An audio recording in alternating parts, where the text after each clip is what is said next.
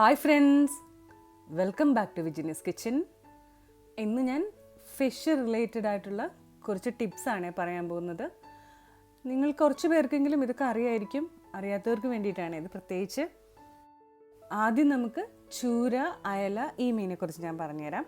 അപ്പോൾ ചൂര, അയല ഈ മീനുകളൊക്കെ നമ്മൾ കട്ട് ചെയ്യുന്ന സമയത്ത് പൊടിഞ്ഞു പോകാനാണ് സാധ്യത, മിക്കവാറും പൊടിഞ്ഞു പോകാനുള്ള സാധ്യതയുണ്ട്. അപ്പോൾ ഇങ്ങനെ മീൻ പൊടിഞ്ഞു പോകാതെ നല്ല ഷേപ്പായിട്ട് കട്ട് ചെയ്തെടുക്കാനായിട്ട് ഉള്ളൊരു ടിപ്പാണിത്. അപ്പോൾ നമ്മൾ ഫ്രീസറിൽ വെച്ചിട്ട് എടുത്ത മീനിൻ്റെ കാര്യം ഞാൻ പറയാൻ പോകുന്നത്. നമ്മളിതുപോലെ ചൂര, അയല ഈ മീനുകളൊക്കെ ഫ്രീസറിൽ നിന്ന് എടുത്തു കഴിഞ്ഞാൽ അതിൻ്റെ ഫുള്ള് ഐസ് മാറുന്നവരെ കാത്തിരിക്കേണ്ട.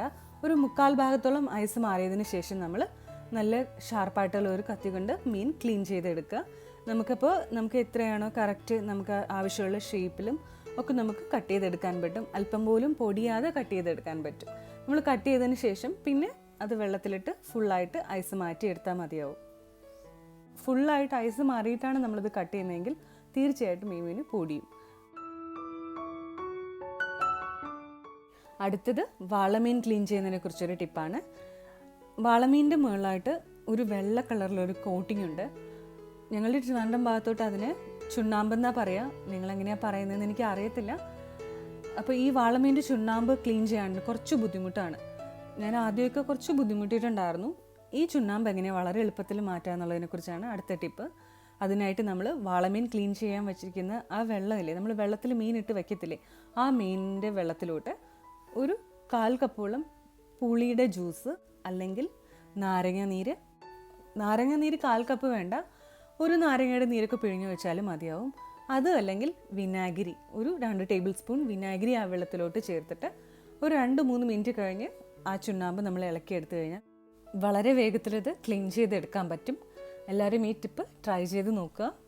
അടുത്തതെന്ന് പറഞ്ഞിട്ട് നമ്മൾ ഫിഷ് ക്ലീൻ ചെയ്തതിന് ശേഷം നമ്മുടെ കയ്യിൽ ഫിഷിൻ്റെ മണം പോകാനുള്ള ടിപ്സാണ്. നമ്മൾ ഫിഷ് ക്ലീൻ ചെയ്തതിന് ശേഷം സോപ്പിട്ട് കഴുകിയതിന് ശേഷം നാരങ്ങയുടെ നീരോ അല്ലെങ്കിൽ പുളിയുടെ ജ്യൂസോ അതും അല്ലെങ്കിൽ വിനാഗിരിയോ അപ്ലൈ ചെയ്തിട്ട് നല്ലപോലെ കൈയുടെ എല്ലാ ഭാഗത്തും നല്ലപോലെ അപ്ലൈ ചെയ്തിട്ട് കഴുകി കളഞ്ഞു കഴിഞ്ഞാൽ നമ്മൾ ഫിഷ് ക്ലീൻ ചെയ്തതിന് ശേഷമുള്ള സ്മെല്ല് ഒട്ടും തന്നെ കാണത്തില്ല.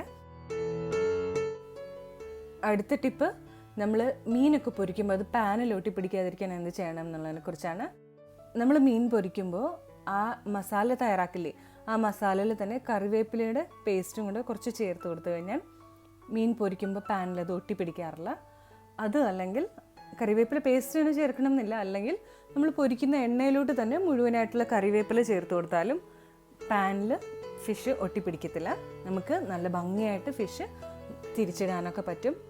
അല്പം പോലും പൊടിയാതെ ഫിഷ് പൊരിച്ചെടുക്കാൻ പറ്റും നമുക്ക്.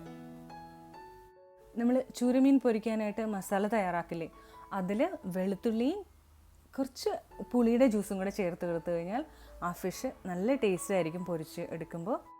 അതുപോലെ തന്നെ ഐക്കൂറയുടെ മസാലയിൽ നാരങ്ങനീര് ചേർത്ത് മസാല റെഡിയാക്കി കഴിഞ്ഞാൽ അതും പൊരിക്കുമ്പോൾ ഭയങ്കര ടേസ്റ്റാണ്. നാരങ്ങനീര് ഐക്കൂറയിൽ മാത്രമല്ല, മിക്കവാറും എല്ലാ ഫിഷുകളിലും നാരങ്ങനീര് മസാലയിൽ ചേർത്ത് കഴിഞ്ഞാൽ ഒരു പ്രത്യേക ടേസ്റ്റാണ് ഫിഷിന്. അതുപോലെ തന്നെ നമ്മൾ ഈ ഫിഷ് പൊരിക്കുമ്പോൾ കറിവേപ്പില ചേർത്ത് കൊടുക്കുമ്പോൾ ഫിഷിനൊരു പ്രത്യേക ടേസ്റ്റും മണവും ഉണ്ടാവും. നിങ്ങൾക്കെല്ലാവർക്കും എൻ്റെ ഈ ടിപ്സുകൾ ഇഷ്ടമായെന്ന് ഞാൻ വിചാരിക്കുന്നു.